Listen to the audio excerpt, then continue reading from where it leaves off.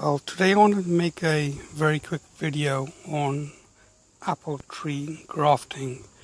This is an art that I've very recently learnt by watching videos from Dr. Stephen Hayes.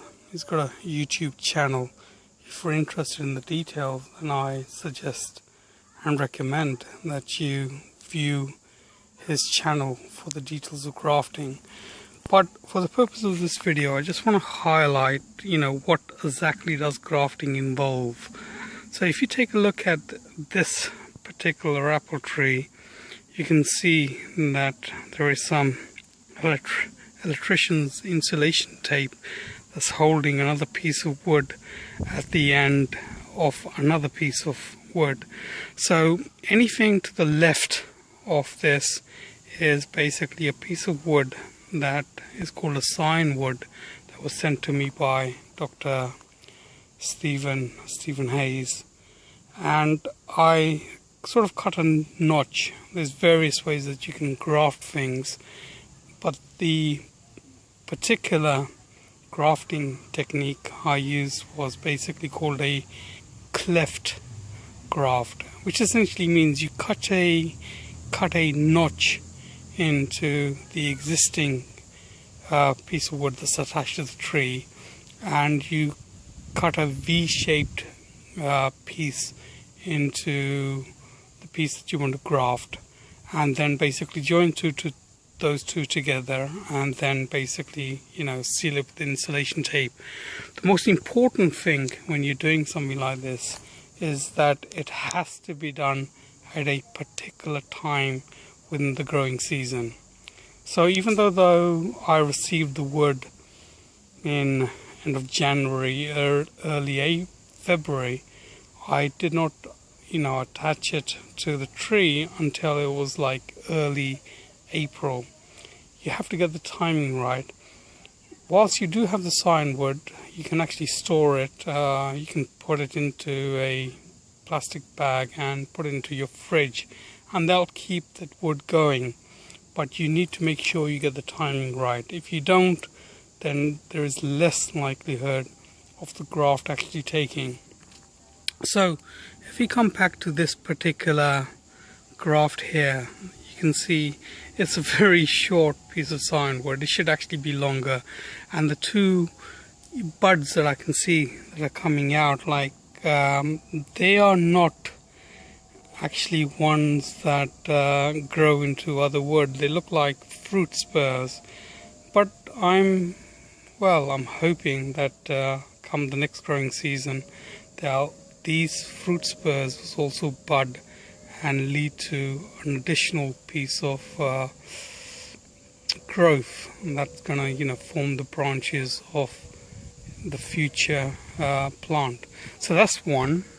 I'm not sure exactly what that variety is, but let me show you another I got here as well. So here you can see another, and it's the same story essentially, that it looks like fruiting buds that were at the end of this very short piece of sign wood that I grafted into this tree. And here's the third, and the story keeps repeating itself. The reason for this is essentially that even though the pieces of sign wood that I was sent by Dr. Stephen Hayes was much longer than these, I had a lot of apple trees that I wanted to graft, so I basically cut them into even smaller pieces and grafted those on. And that's the reason that I've ended up in this particular predicament. I quickly want to show you another apple tree that I got here in the allotment that I've also used the graft on, but it's a different type of graft. So these are all cleft grafts, and the other has got what's known as a stab graft. And stab grafts are a bit more problematic because you're not basically extending a piece of sign wood at the end of a growing branch. You're sort of stabbing it into the existing tree, and just hoping it would take. So I'll go to the other tree and we'll go from there. So here I am at the other tree, and this is something that's called a stab graft. And essentially what it means is that you've basically put a piece of sign wood from the donor tree and basically uncovered a bit of bark from the original tree and attach those two together.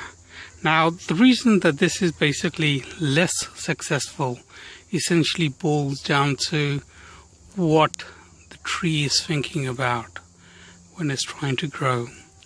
If, for example, a tree doesn't have any other branches that it can actually grow on in, then you're forcing the tree to basically grow and produce all its growth when the season arrives into that piece of sign wood, because that's the only place where the buds are.